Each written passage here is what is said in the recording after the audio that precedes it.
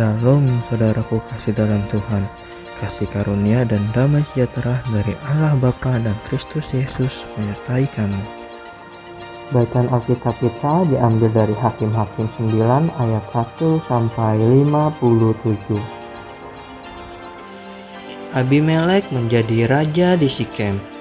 Adapun Abimelek bin Yerubal pergi ke Sikem kepada saudara-saudara ibunya dan berkata kepada mereka dan kepada seluruh kaum dari pihak keluarga ibunya, "Tolong katakan kepada seluruh warga kota Sikem, manakah yang lebih baik bagimu, 70 orang memerintah kamu, yaitu semua anak Yerubal, atau 1 orang? Dan ingat juga bahwa aku darah dagingmu." Lalu saudara-saudara ibunya mengatakan hal ihwalnya kepada seluruh warga kota Sikem. Maka condonglah hati orang-orang itu untuk mengikuti Abimelek, sebab kata mereka, "Memang ia saudara kita." Sesudah itu mereka memberikan kepadanya 70 uang perak dari kuil Baal Berit. Lalu Abimelek memberi perak itu sebagai upah kepada petualang-petualang dan orang-orang nekat supaya mengikuti dia. Ia pergi ke rumah ayahnya di Ofra, lalu membunuh saudara-saudaranya, anak-anak Yerubal, 70 orang di atas satu batu. Tetapi Yotam anak bungsu Yerubal tinggal hidup karena ia menyembunyikan diri. Kemudian berkumpullah seluruh warga kota Sikem dan seluruh Bet Milo. Mereka pergi menobatkan Abimelek menjadi raja dekat pohon terbantin di tugu peringatan yang di Sikem. Setelah hal itu dikabarkan kepada Yotam, pergilah ia ke gunung Gerizim dan berdiri di atasnya. Lalu berserulah ia dengan suara nyaring kepada mereka, "Dengarkanlah aku, kamu warga kota Sikem, maka Allah akan mendengarkan kamu juga. Sekali peristiwa pohon-pohon pergi mengurapi yang akan menjadi raja atas mereka, kata mereka kepada pohon zaitun, 'Jadilah raja atas kami.' Tetapi jawab pohon zaitun itu kepada mereka, 'Masakan aku meninggalkan minyakku yang dipakai untuk menghormati Allah dan manusia, dan pergi melayang di atas pohon-pohon?' Lalu kata pohon-pohon itu kepada pohon ara, 'Marilah jadilah raja atas kami.' Tetapi jawab pohon ara itu kepada mereka, 'Masakan aku meninggalkan manisanku dan buah-buahku yang baik dan pergi melayang di atas pohon-pohon?' Lalu kata pohon-pohon itu kepada pohon anggur, 'Marilah jadilah raja atas kami.' Tetapi jawab pohon anggur itu kepada mereka, 'Masakan aku meninggalkan air buah anggurku yang menyukakan hati Allah dan manusia dan pergi melayang di atas pohon-pohon?' Lalu kata segala pohon itu kepada semak duri, 'Marilah jadilah raja atas kami.' Jawab semak duri itu kepada pohon-pohon itu, 'Jika kamu sungguh-sungguh mau mengurapi aku menjadi raja atas kamu, datanglah berlindung di bawah naunganku. Tetapi jika tidak, biarlah api keluar dari semak duri dan memakan habis pohon-pohon aras yang di gunung Libanon.' Maka sekarang, jika kamu berlaku setia dan tulus ikhlas dengan membuat Abimelek menjadi raja, dan jika kamu berbuat yang baik kepada Yerubal dan kepada keturunannya, dan jika kamu membalaskan kepadanya seimbang dengan jasanya, bukankah ayahku telah berperang membela kamu dan menyabung nyawanya, dan telah melepaskan kamu dari tangan orang Midian? Padahal kamu sekarang memberontak terhadap keturunan ayahku dan membunuh anak-anaknya, 70 orang banyaknya, di atas satu batu, serta membuat Abimelek anak seorang budaknya perempuan menjadi raja atas warga kota Sikem, karena ia saudaramu. Jadi jika kamu pada hari ini berlaku setia dan tulus ikhlas kepada Yerubal dan keturunannya, maka silakan kamu bersukacita atas Abimelek dan silakanlah ia bersukacita atas kamu. Tetapi jika tidak demikian, maka biarlah api keluar daripada Abimelek dan memakan habis warga kota Sikem dan juga Bet Milo. Dan biarlah api keluar daripada warga kota Sikem dan juga dari Bet Milo dan memakan habis Abimelek. Kemudian larilah Yotam, ia melarikan diri ke Bir dan tinggal di sana karena takut kepada Abimelek saudaranya itu. Setelah 3 tahun lamanya Abimelek memerintah atas orang Israel, maka Allah membangkitkan semangat jahat di antara Abimelek dan warga kota Sikem, sehingga warga kota Sikem itu menjadi tidak setia kepada Abimelek, supaya kekerasan terhadap ke-70 anak Yerubal dibalaskan, dan darah mereka ditimpakan kepada Abimelek, saudara mereka yang telah membunuh mereka, dan kepada warga kota Sikem yang membantu dia membunuh saudara-saudaranya itu. Sebab warga kota Sikem itu menempatkan orang untuk menghadang dia di puncak gunung dan merampas setiap orang yang melewati mereka melalui jalan itu. Hal itu dikabarkan kepada Abimelek. Sementara itu Gaal bin Ebed beserta saudara-saudaranya telah datang dan pindah ke kota Sikem.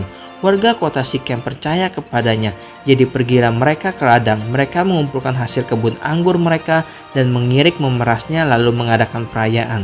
Mereka masuk ke kuil Allah mereka dan makan minum sambil mengutuki Abimelek.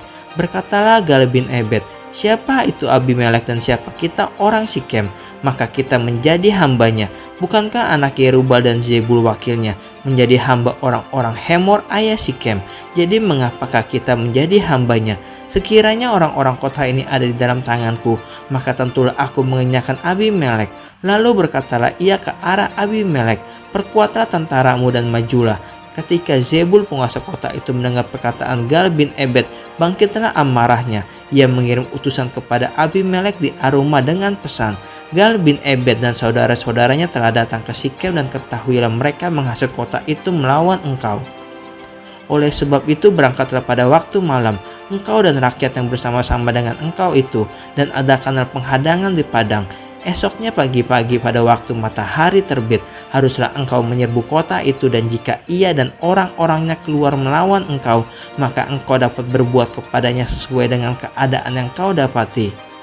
Sebab itu berangkatlah Abimelek pada waktu malam beserta segala rakyat yang bersama-sama dengan dia. Lalu mereka mengadakan penghadangan dalam 4 pasukan untuk melawan Sikem. Ketika Gaal bin Ebed pergi keluar dan berdiri di depan pintu gerbang kota itu, Abimelek kebetulan bangun dari tempat penghadangannya beserta rakyat yang bersama-sama dengan dia. Ketika Gaal melihat rakyat itu, berkatalah ia kepada Zebul, lihat, ada banyak orang turun dari puncak gunung. Jawab Zebul kepadanya, itu bayang-bayang gunung yang kau sangka manusia. Kata Gaal sekali lagi, lihat, ada orang banyak turun dari gunung pusat tanah, dan satu kelompok datang dari jalan pohon terbantin peramal. Jawab Zebul kepadanya, di manakah mulutmu itu yang mengatakan, siapa itu Abimelek maka kita menjadi hambanya? Bukankah ini orang-orang yang telah kau hina itu? Majulah sekarang untuk memerangi mereka. Maka majulah Gaal dengan dipandangi oleh warga kota Sikem lalu berperang melawan Abimelek. Tetapi Abimelek mengejar dia, dan ia melarikan diri dari depannya, dan banyaklah orang tewas sampai di depan pintu gerbang. Adapun Abimelek tinggal di Aruma, tetapi Zebul mengusir Gaal dan saudara-saudaranya sehingga mereka ini tidak dapat tinggal di Sikem. Keesokan harinya orang-orang kota itu pergi ke ladang. Setelah hal ini dikabarkan kepada Abimelek, dibawanyalah rakyatnya dibaginya dalam 3 pasukan. Lalu mereka mengadakan penghadangan di padang. Ketika dilihatnya bahwa orang-orang kota itu keluar dari dalam kota, bangunlah ia menyerang mereka serta menewaskan mereka.